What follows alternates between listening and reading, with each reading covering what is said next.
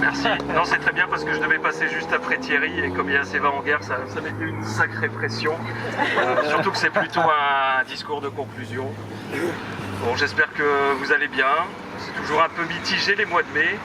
En termes de climat, on s'en est bien sorti. En termes d'éthique, derrière vous, voilà.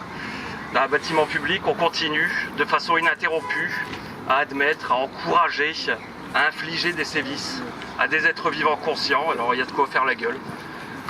Et puis devant moi c'est quand même assez positif parce qu'entre les deux, il y a vous. On est tous réunis autour de notre recherche, notre désir commun de progrès social. Une belle ribambelle d'associations, de sensibilités politiques aussi qui sont représentées aujourd'hui. Un grand écart vraiment, une belle preuve de flexibilité, de vivre ensemble.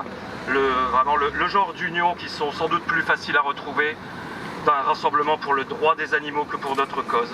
Je ne sais pas exactement combien on est aujourd'hui, mais je crois que ça fait des années quand même qu'il n'y a pas eu un rassemblement aussi beau. Sabine, est-ce que c'est le nôtre le meilleur ou est-ce qu'on peut faire encore mieux? On est bien là, mais on peut faire encore mieux. Alors, on est une cinquantaine. On est une cinquantaine jusque-là.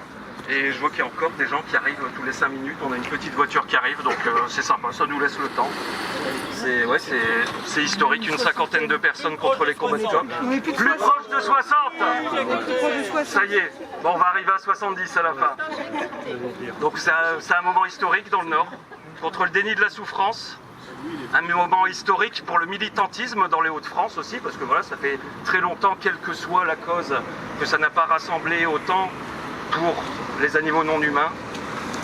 Aussi un moment historique pour nous, l'association L214, c'est la première fois qu'on se joint à la lutte contre les combats de coqs, parce que cette pratique grotesque, c'est la preuve qu'on peut prétendre à la palme de la barbarie sans forcément participer à l'élevage intensif. Il suffit juste d'un manque d'empathie, de cruauté, un geste de torture, et on peut justifier ça par le simple plaisir sadique de voir du sang couler sans même se réfugier derrière les pratiques alimentaires comme d'habitude. Alors merci aux coqueleux qu'on a rencontrés tout à l'heure pour votre sincérité. Merci de montrer de façon didactique de quoi l'humain peut être capable du pire, qu'on puisse nous tous s'inspirer de leurs exemples pour avoir quel travers éviter pour construire un monde durable, un monde empreint d'empathie et de sensibilité. Merci.